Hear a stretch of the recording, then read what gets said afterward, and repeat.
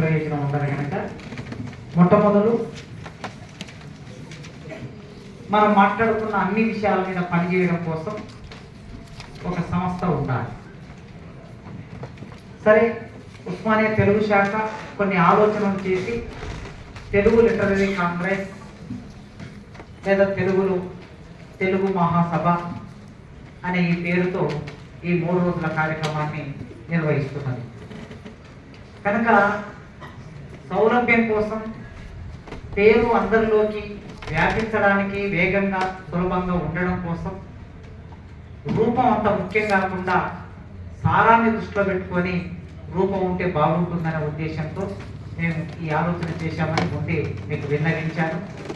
కనుక తెలుగు లిటరరీ కాంగ్రెస్ ఇక్కడ మొదటి నుంచి కొన్ని అభిప్రాయాలు వచ్చాయి. పేరు తెలుగు లిటరరీ కాంగ్రెస్ ఉన్నటువంటిది తెలుగు సాహిత్య మహాసభ, ఇండియన్ తెలుగు కాంగ్రెస్ పులికొండ సుబ్బాచార్య గారు సూచించారు.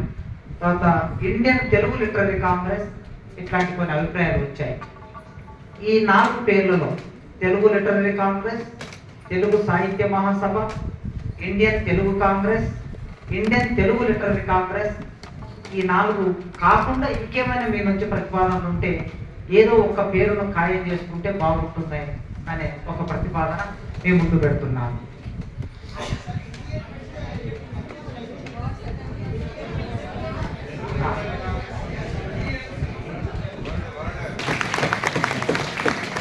Thank you. అయితే మీ మిత్రులుగా మా తెలుగు శాఖ మిత్రులను కలిసి సరిగ్గానే ఆలోచించామని అనుకుంటున్నాము.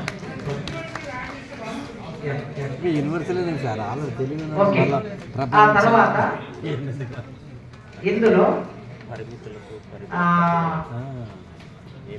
సభ్యత్వం సంబంధించి ఒక సంఘం ఏర్పడిన తర్వాత దాంట్లో మెంబర్స్ ఎవరు ఉండాలి అనే ప్రశ్న వస్తుంది.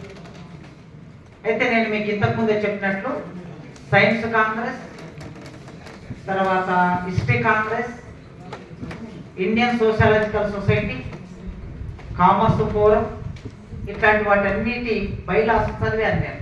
ఈ ఆలోచన వచ్చిన తర్వాత అన్నిట్లలో కామన్గా పెట్టుకున్నది ఏంటంటే ఆ సబ్జెక్ట్లో పీజీ చేసి ఉన్న వాళ్ళు ఎవరైనా సభ్యులు కావచ్చు అనేది పెట్టుకున్నారు వాళ్ళు. ఇండియన్ సైన్స్ కాంగ్రెస్కి అయితే 35 లక్షల మంది సభ్యులు ఉన్నారు. హిస్టరీ కాంగ్రెస్కి 35,000 మంది సభ్యులు ఉన్నారు. సైన్స్ కాంగ్రెస్కి అంతమంది ఎంత ఉన్నారంటే అది 1914లో ఏర్పడింది. కలకత్తాలో ఒక బ్రిటిష్ సైంటిస్టు ఆలోచన పరులు ఏర్పాటు చేసి ఆ తర్వాత దాన్ని ఇప్పుడు కొనసాగిస్తున్నారు. అది ఇప్పుడు ప్రభుత్వ రంగ సంస్థ. ఒక్కొక్కసారి ఆ సభలు పెట్టడానికి అయ్యే ఖర్చు 50 నుంచి 60 కోట్లు ఖర్చు అవుతుంది. ప్రధానమంత్రి కంపల్సరీ వస్తూ ఉంటారు ఆ సభల ప్రారంభానికి. సో చాలా ఇన్నాళ్ళ నుంచి అంటే 100 సంవత్సరాలు దాటిన సంస్థ అది. తర్వాత హిస్టరీ కాంగ్రెస్ 1934లో ఏర్పడింది. మళ్ళీ దాంట్లో ఏపీ హిస్టరీ కాంగ్రెస్ ఉంది, తెలంగాణ హిస్టరీ కాంగ్రెస్ ఉంది, ఇండియన్ హిస్టరీ కాంగ్రెస్ ఉంది.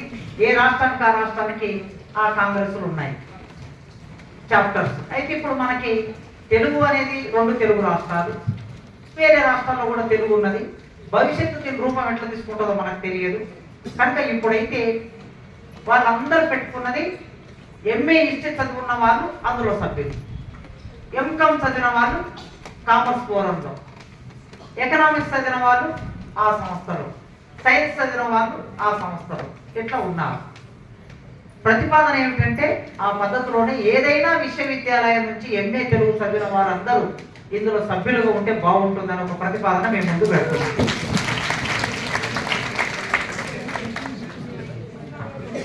తెలుగు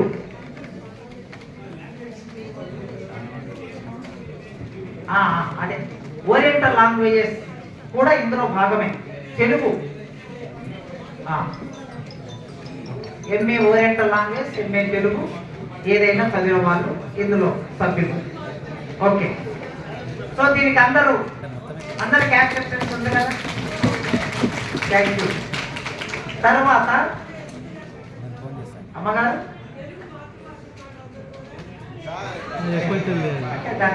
పరిమితి ఉండాలమ్మా. Okay okay.